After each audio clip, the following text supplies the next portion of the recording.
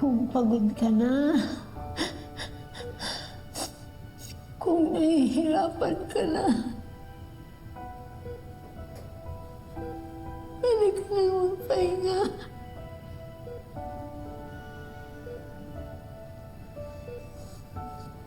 Kung nakikita kang nahihirapan ng ganito, my sweet, sweet, brave boy.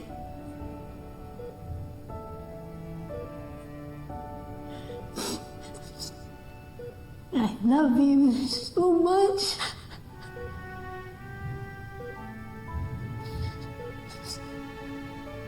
You can let go of all the hurt. Mama will be okay.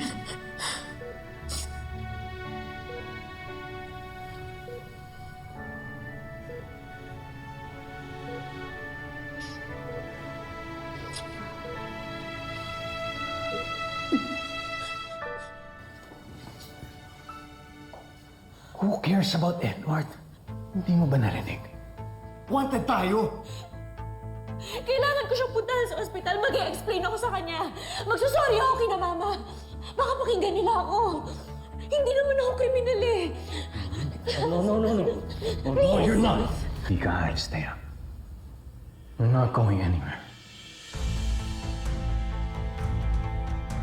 No! Hindi ako pwede maging wanted! Ayoko makulong! Magsusorry lang ako sa kanila para maayos na ang lahat! Gumising ka nga! Look at the goddamn news! Wanted tayo!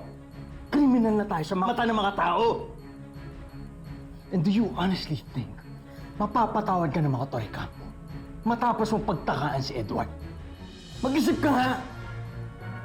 What they want to see most is for you to rot in jail. Ako na lang ang natitira mong kakampi. Wala na tayong ibang maaasahan, kundi ang isa't isa.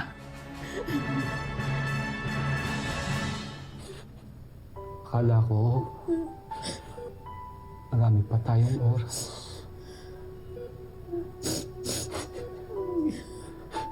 Akala ko,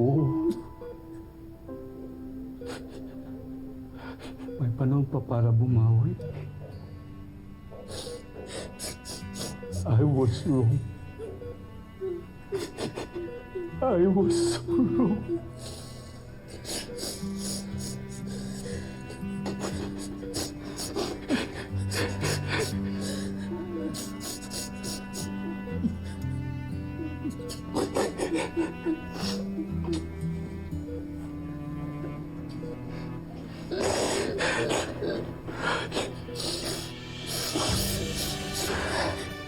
Aldrin, please, itakas mo na ako rito. Ilayo mo na ako rito. Let's just leave everything behind. Please!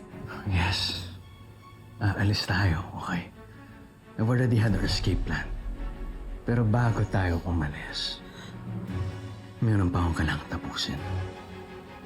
One final act. Ano yun?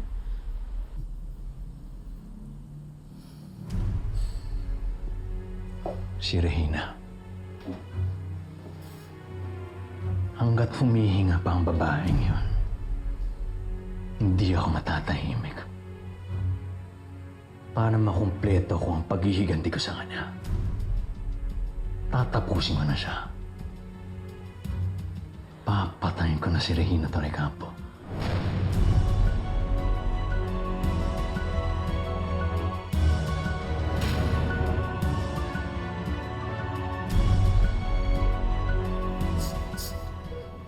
Patawarin mo ako sa lahat ng naging kasalanan ko, bro.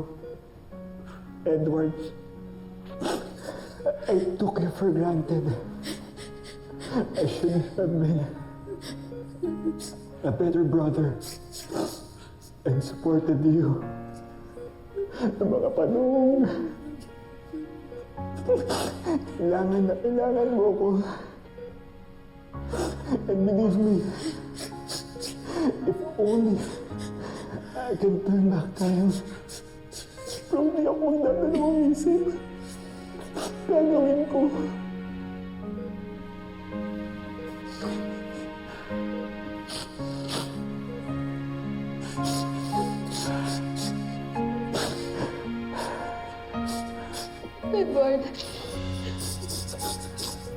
ka mag-alala kay Ashley.